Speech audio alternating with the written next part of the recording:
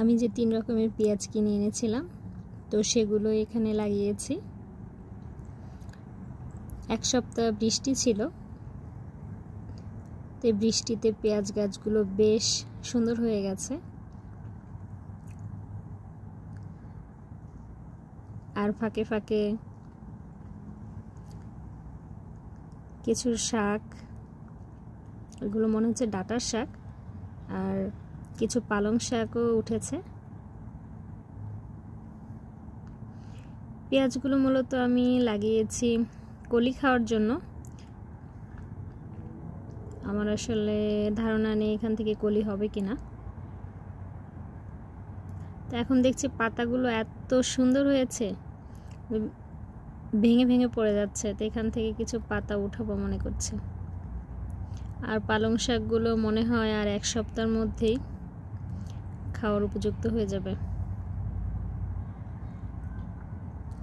আপনারা যারা এরকম পেঁয়াজ লাগিয়েছেন তারা এই পেঁয়াজ থেকে আসলে কলি আসে কিনা, যদি ধারণা থাকে তাহলে আমাকে জানাবেন।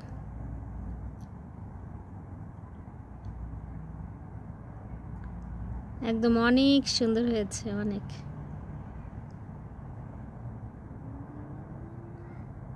তবে কোনটা কোন কালারের সেটা এখন আর বোঝা যাবে না, উঠানোর পরে হয়তো বোঝা যাবে।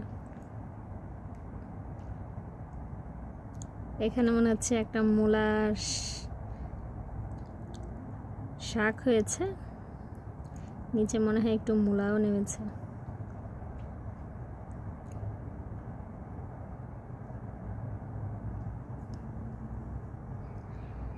আর আমি কয়েকটা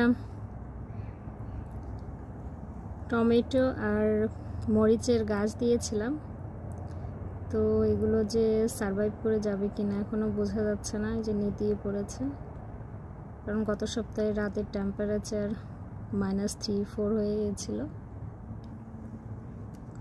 তো আর 2-1 দিনের মধ্যে এগুলো বোঝা যাবে যেগুলো আসলে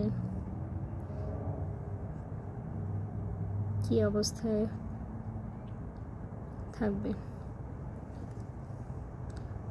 তো একদম ওই কর্নার পর্যন্ত করেছি, দূরের ওই পাশেরগুলো মনে হচ্ছে যে আরো বেশি সুন্দর হয়েছে।